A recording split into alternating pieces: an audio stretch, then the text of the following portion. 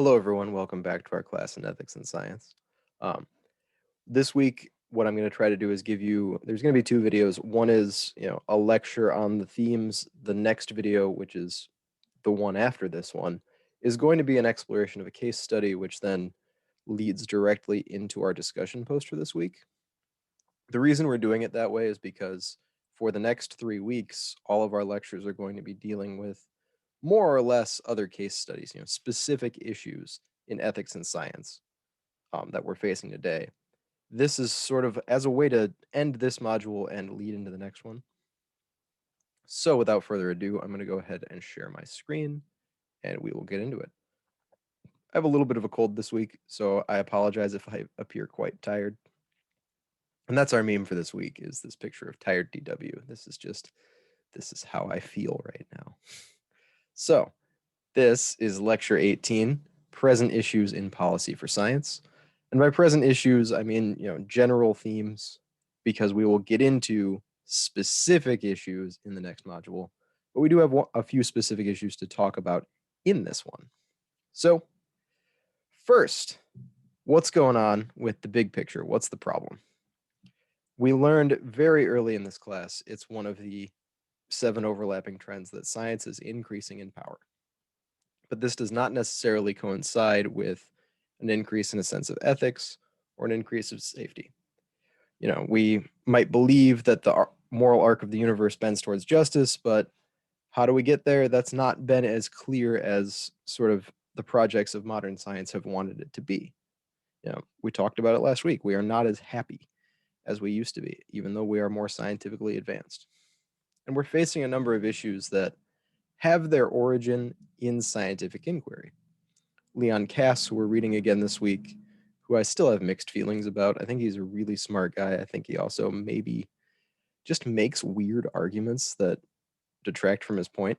But his examples are cloning, because he's the anti-cloning guy, synthesized drugs, which we'll talk about a little bit in this lecture, blurring the distinction between human, animal, and machine. And this third one, we're not going to touch much in this lecture. I do think I want to include it somewhere down the line, in our last couple of videos about, applying what we've learned to various situations. But I wouldn't want to use Cass for that one. I think there's better research there. There's better scholars. So we'll put a pin in that one and come back to the rest. What else could we add to this list? Things that are problems of science but have their origin in science.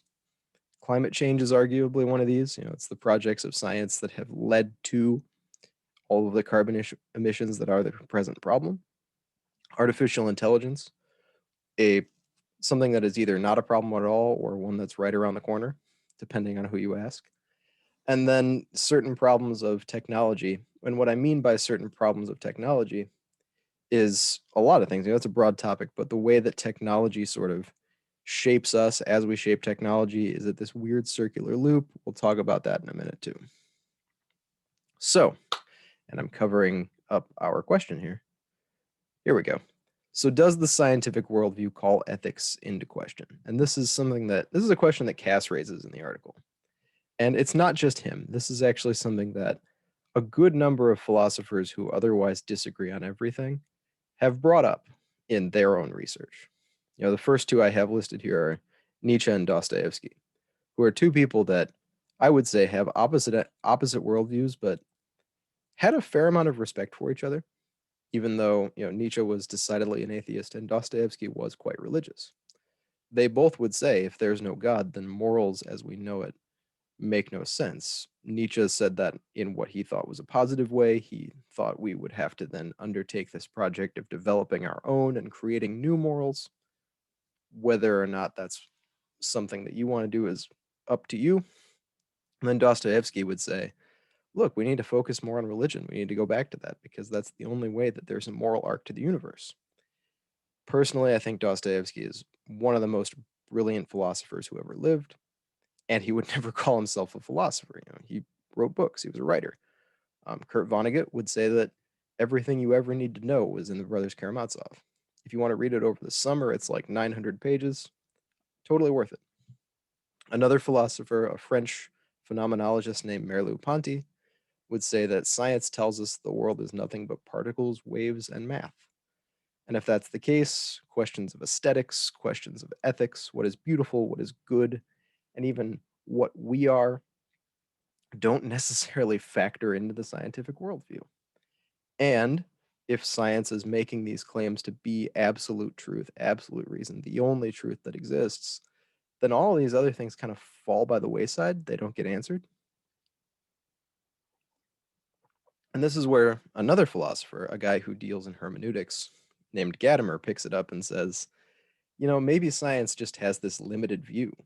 And what we need to do is recognize that science is part of the picture. It makes up, this particular reasonable part of the picture. But there are other sources of truth that we can look to. We can look to ancient texts, we can look to religion, we can look to art, we can look to our hearts, that all of those are valid sources of truth. You just need to ask the right question. That's another philosopher, by the way, is you can point to Wittgenstein, who I think is probably fairly brilliant. And he would say, ethics are not a question of language. They kind of exist outside of what can be said. I can only show you ethics. So, why might we say that the scientific worldview calls ethics into question? Well, for one, the early modern scientists, people like Descartes and Immanuel Kant, they would say that they wanted ethics to become a science. They wanted to reduce it to part of their geometry of the universe. Someone like Immanuel Kant, who we know because he's sort of the father of deontology, for him, ethics was reducible to mathematical equations almost, except they didn't use math. It was these questions of categorical imperatives that we could do by reason alone. But present science doesn't really deal in all that. Kant was first and foremost a scientist and not a philosopher, but his science led him to these philosophical questions. These days, science likes to skirt around the philosophical questions for good reason. You don't get funding for those. And so we have just this sort of separation. And with that, present day science would actually claim that as a benefit for itself, that it is decidedly not asking moral questions because those are for people who would apply the science. That's the linear model, right? Gonna take a drink of water. The other problem we could raise is problems of determinism. And this is a big question, which is taking a purely scientific understanding of the universe. If it's a chain reaction of moving particles and waves, then is what I understand to be myself even real?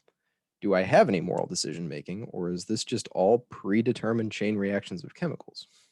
I think very few of us would be willing to embrace the answer yes for that one. I personally wouldn't want to take that answer. I think there is something more to us that can't be explained by, a series of chemical reactions. But if you take that as your worldview, then yeah, ethics doesn't make any sense anymore. And then problems with technology. New tech changes our sense of self and the world. Something that's happening right now during the pandemic. I heard this on the radio. I really wish I could have found the study. I can't find it, so take this with a grain of salt. Is that people's sense of self is, especially with younger people, slowly turning into a sense of self based on their digital presence rather than their physical one. Who you are is who you choose to be online. And that fascinates me, mostly because of my camping degree. I'm very focused on, nature and physical things that are here and how we interact with those. But people who are more interested in technology might see that as a positive, and I would be very interested to hear what they have to say on it. But it does raise a new ethical question of what it even means to be you. Are you who you project into the world and therefore the internet, or is there some kernel that is you? And then another problem is this idea of science being a desire to know, which is what a lot of scientists would say science still presently is. A philosopher who we'll talk about in another slide says, hey, that's the ancient worldview. But since Francis Bacon, science has not been about the desire to know. It's about control. It's about mastery of nature, and it has been since the foundations of modern science. That shift already happened. And so when we claim that science is a desire to know, that's a nice idea, but we're not doing that. And we need to claim that we need to actually own up to this idea of control, because then we could start answering some of these problems. Which leads us to, and this is not in your textbook, but I've been reading it recently and I think it would help, Martin Heidegger's idea of enframing. Now, if you don't know who Martin Heidegger is, I will say that his philosophy is something of a mousetrap. What I mean by that is there's some good stuff in there, there's some cheese in there, but Heidegger himself had a lot of opinions that we would not want to have for ourselves. He was German during World War II, and he was not among the respectable Germans who decided to fight the Nazi Party. He became a Nazi, and he never apologized afterwards. And so we should say, as much as he might have a good idea here or there, let's remember his personal politics, his choices of who to associate with, and say, we can only go so far with this man. That said, he did have a very interesting idea about technology. It's probably one of his only ideas that I really like. And he would say that for the ancients, for people like Aristotle, technology was considered an art, as in something made by artisans. And what it did was it dealt with the four causes, which we don't have time for. You can look up Aristotle's four causes if you want. The point is that technology was the revealing of an object.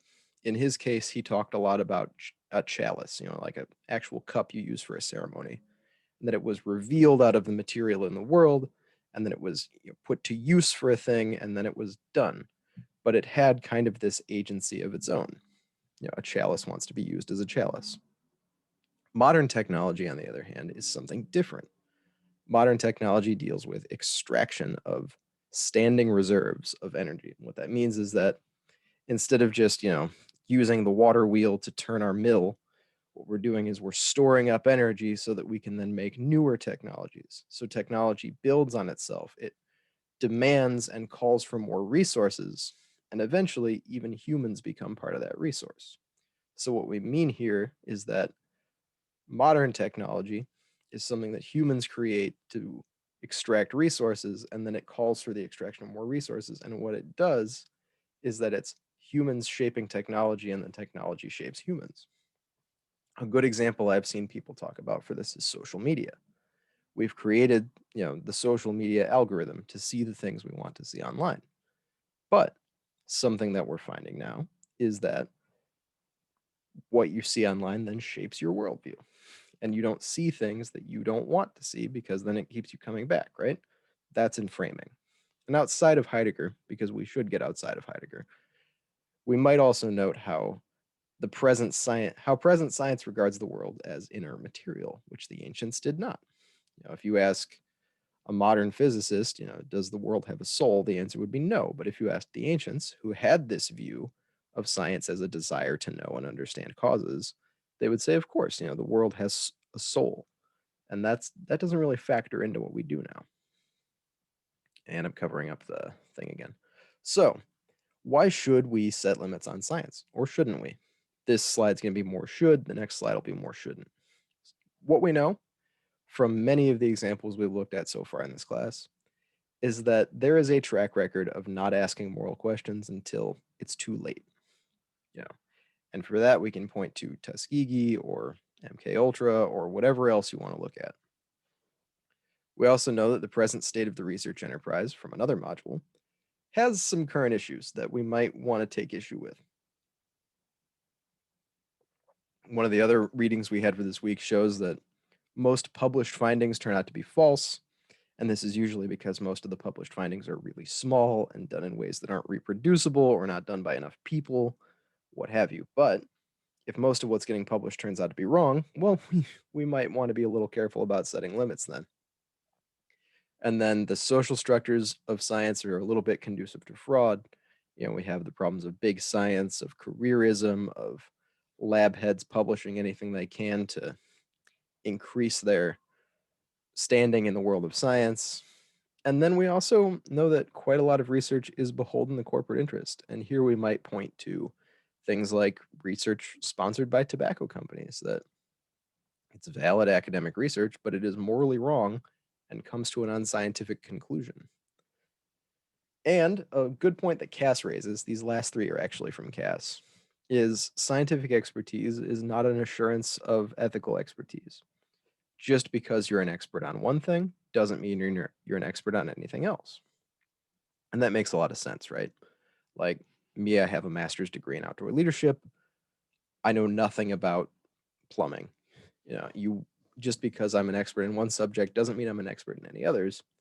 And when your area of expertise touches other areas of expertise, what you should do instead of deciding that you know everything already is to find other experts in that area. So, in terms of, say, scientific ethics, what should happen is when science comes across an ethical issue, it should bring in the ethicists. Cass raises another problem here, which is that a lot of people in the position of bioethicist are really just highly paid rubber stamps. What's their job? Their job is to provide reasons why this or that piece of research or new technology is ethical. If they don't do that, they're not going to be in their job for very long. On paper, they're supposed to be the stopgap. What they really are is a way to slow down the process a little bit and then give approval, which is fine if what's being done is ethical. They can explain why the thing is ethical.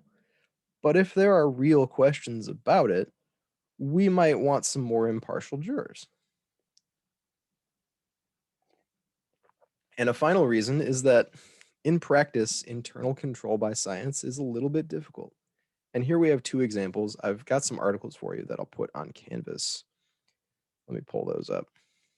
So, oh, did I get rid of those? Okay. So I will send them to you another way then. But what we can point to is LSD, which Cass does. And his point there is that while LSD was being studied, trying to see if it was safe, it made its way out into the world. There were people who were researchers for it who ended up quitting their academic jobs and selling these drugs and making millions of dollars. The other example would be dynamite. We talked about Alfred Nobel last week a little bit, and I called him Alexander, so that's my mistake. But he, as well as the scientists who developed nitroglycerin, were both pretty horrified by the use of it in war and for harming other people. And what we can see here is that the unintended consequences don't always get picked up by the researcher.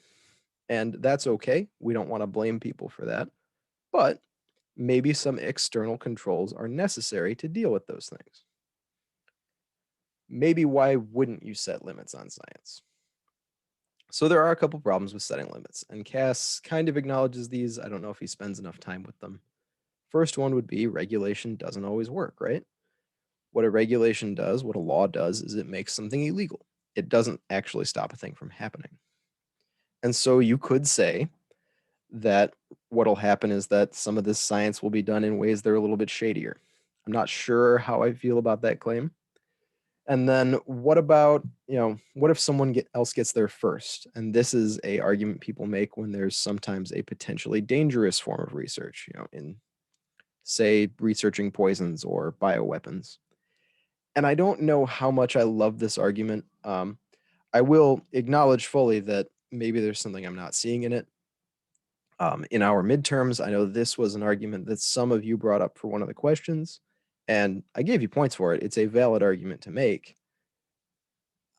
I wonder if that excuses a potentially unethical behavior or not, and I'm not sure that it does. Then there's, if we really trusted the linear model, science and government would be separate. Funding goes in, science comes out, and then it's up to others to apply how these things work. It's not the question of scientists how something is used for moral ends. We're going to leave that to the moral experts. And if you're a big fan of the linear model, yeah, you're not going to want this external regulation because science will take care of itself. They'll give you the product of how it works, and then it's up to other people to figure out how it works. Leave ethics to the ethicists. Kind of assumes we're listening to people who are experts in ethics, but that is another conversation, says the scientist. And then a good point here is that those setting the limits are usually not scientists themselves. And this is where we get into some pretty interesting questions.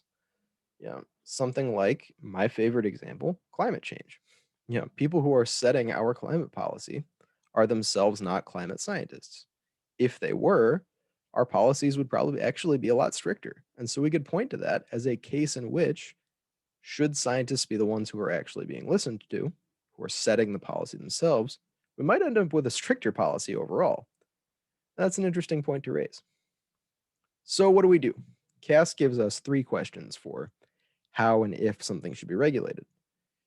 Desirability. Is it desirable to limit this or that practice? Feasibility. Can you really set those limits? Can you set it in a way that's clear and concise and concrete and enforceable? Because some things might not be enforceable. And then wisdom. Is it wise to set these limits? And there we might want to ask, well, is something morally wrong? What's causing us to want to set this limit? So, who should make these decisions? And this is one that Cass leaves pretty open. And I don't know, I'm not sure. We could say that scientists themselves are supposed to be the ones to set limits on science. And, that's the linear model, right? We leave it to the experts on the subject and they will decide what is too far. You know, People who study black holes are not going to build one on the planet Earth because they live there, right? Makes complete sense. What about government agencies when we do need government oversight? That's another option. And then one that I've seen suggested elsewhere, and I'm not sure how effective it would be if you wanted to be, full direct democracy. What if the people, through practices like ballot referendums, got to make decisions on what should and should not be researched? But then what happens when the public doesn't fully understand the issue? You might say, well, we need to better educate the public. Good idea. Or we might worry that various forms of political campaigning would sway things more than an educated public would. That could be a potential problem. Then we could have regulation by Congress, and some of this has already taken place. We know that there was hearing after hearing about the Baltimore affair, and earlier in the course I linked some documents from the MK Ultra hearings for you. And then, thinking outside of just one government, well, what if we had oversight from the UN?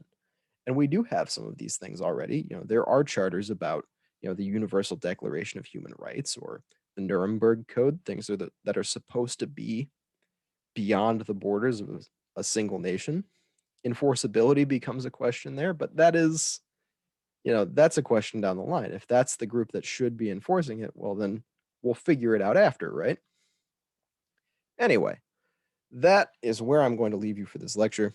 What we're going to do in the next one is I'm going to give you a case study. I think that lecture might be a little bit shorter just because I'm bringing out questions that I want you to answer.